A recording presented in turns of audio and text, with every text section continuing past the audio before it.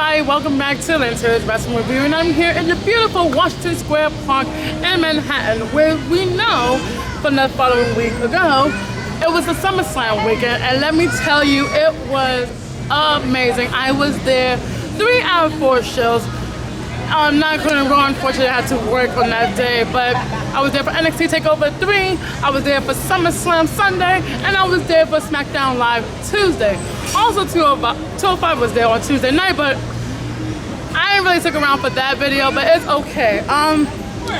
Let me tell you something, the weekend was full of so many fans, past, present, and the future ones. Even little kids enjoyed themselves for a change. It was something magical. It always happened every time August come around and you see people getting ready for SmackDown and Raw and SummerSlam, and they just all want to have an amazing time, okay?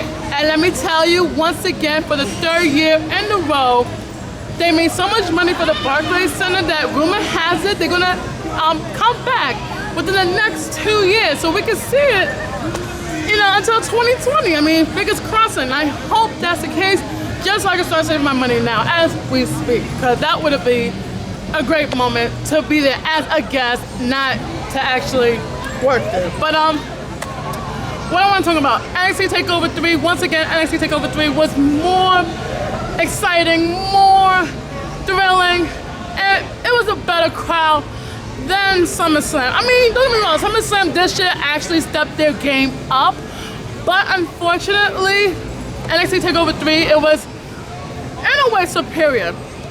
For example, the Aleister Black match versus Hideo Itami, it was a great match. Let me tell you something, it was very hard-hitting, so many kicks, so many blood.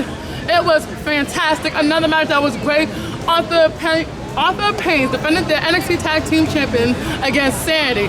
Now, you thought it was Wolfgang and I think, what's the other guy name? Oh, shit, Killer Dane. I thought it was those two, but instead, Eric Young and Wolfgang was tag team, and then you have, you know, the brothers and other members of Sandy, Nikki Cross and Killer Dane was there on the ringside, and Paul Aaron was there on the ringside for Arthur Payne. That match was great. In the end, Sandy became the new tag team champion, and of course they got jumped by Red Dragon, which we know it is Kyle O'Reilly and Bobby Fish. The NXT Women's Championship was also on the line. Asuka defended her title against Ember Moon, and let me tell you something, this was match of the night. Not even NXT Championship match was match of the night. It was this one. Asuka did her shit. She should be very proud of herself for even retaining that belt for God knows how long. Over, I believe, 400 days she retained the belt, but unfortunately she did have an injury in her neck and she has to relinquish the title. But since she did, she's going to be moved up to the main roster, so who knows, she could be either in Raw or on SmackDown. But wish her the very best on her recovery, and now that her title is vacant, who knows who's going to be the next women's champion? A lot of people say it'll be Ember Moon, a lot of people say Nikki Cross, even people say Billie Kay could be the new champion. God, not. I hope not. Another match also took place, NXT Championship match. Bobby Roode defended against Drew McIntyre. Drew McIntyre is the new champion, and of course, he got jumped by another member of former Ring of Honor champion, 3-time Ring of Honor champion, and that is Adam Cole. So, who knows? Adam Cole could be the next NXT champion. Hopefully, we will find this out later on in the year. Probably going to have an NXT Takeover Chicago or NXT Takeover Dallas or wherever NXT Takeover they're going to take place. Well, that was Saturday. Here's Sunday, SummerSlam. I'm not going to go over the main or every matches. I'm going to tell you what matches that was great. So, we have the SmackDown Live Tag Team Championship, which surprisingly was on the pre-show, but that match should have been on the main show because it was so good. The New Day defended their title against the Usos, and the Usos became the new SmackDown Live Tag Team Champions. This is their 4th reign, 2nd reign with the SmackDown Live Tag Team titles, but let me tell you something, it was a really great match, and surprisingly, Kofi Kingston didn't even get involved in that match, so it was really great. It was a really good match, very hard-hitting, very aerial, very technical, and like I said, Kofi didn't even get involved, so it was a fair match. It was really, really good. Surprisingly, John Cena opened SummerSlam. his match against Baron Corbin, but who cares? Cena won, so who gives a shit? Like, you know, no one really cares about that. Match of the night from SummerSlam, I could possibly say was the main event. The fatal four-way between Joe, Brock, Roman Reigns, and Braun Strowman. That was match of the night because it was so intense and so many people wanted to see Braun Strowman get the title, but unfortunately Brock Lesnar hit the F5 on Roman Reigns and got the pin 1, 2, 3. The worst match of the night was Randy Orton versus Rusev. It was basically a blink of an eye and it was over. Like, that should have been part of the pre-show, basically. It was very bad, it was horrible, like no one really, like basically it was like a piss match. Bye! Oh yeah, we're at the cosplay picnic from Adonis, you know, he's doing this cosplay picnic and it was turned out really good, you know, shout out to Adonis. You know him as the New York 6 Ranger, go check him out, hit him up on Facebook and YouTube. But like I said, Rusev and Randy Orton was a blink of an eye match. It was bad. It was so bad. Like, how do you get jumped? Then when the bell ring, RKO 1, 2, 3. Like, oh shit, I just done pee on myself. It was bad. Like, it was so bad. But yeah, Randy won. Also, so many title changes this year at SummerSlam. You know. Like I said before, the Uso won the SmackDown Live Tag Team Championship. Neville got his Cruiserweight Championship back against Akira Tozawa, which we all knew Neville was going to win.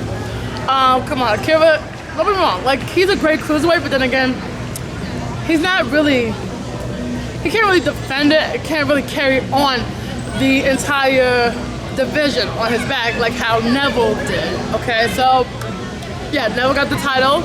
Sasha Banks won the Raw Women's Championship against Alexa Bliss, and surprisingly Natalya won the SmackDown Live Women's Championship against Naomi, which that was a shocker, and so many people were so pissed off with that.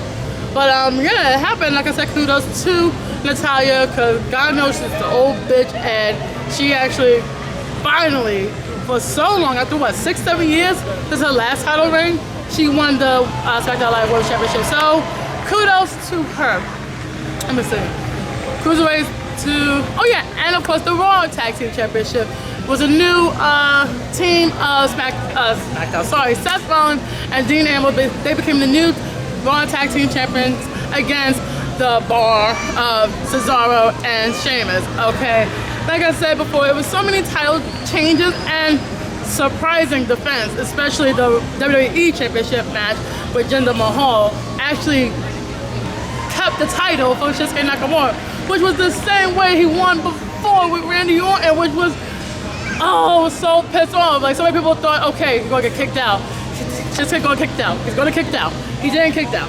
What the fuck? Why? Why? What just happened? Like, you gonna let this fucking bootleg Indian man who is from Canada, for crying out loud, stop marketing him like he was born in India. He wasn't born in India. He was born in motherfucking Canada. Stop doing that shit, man.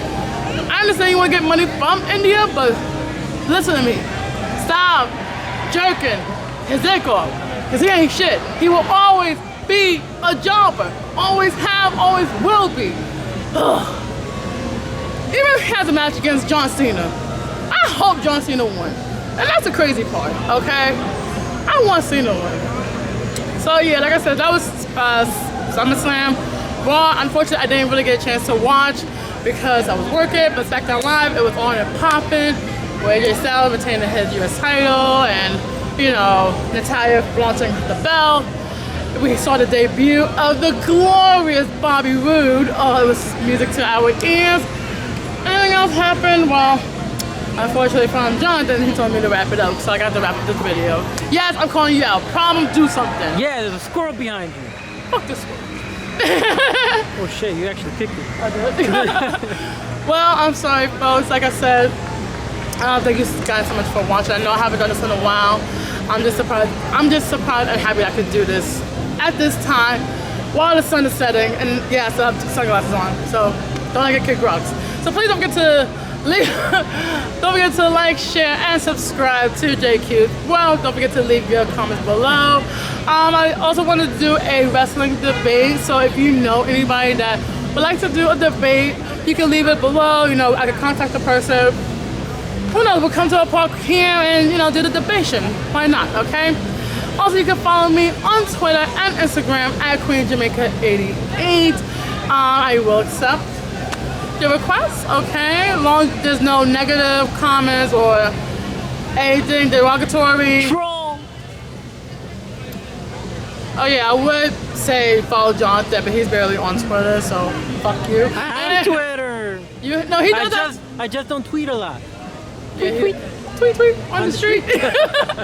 Well, thank you guys so much for watching, and I will see you guys hopefully soon. Oh, by the way, happy Labor Day weekend. I just want to say that tomorrow is the Labor Day West Indian Day Parade. If you're there on Easter Parkway, have fun, because I'm not going to be there. I'm going to work.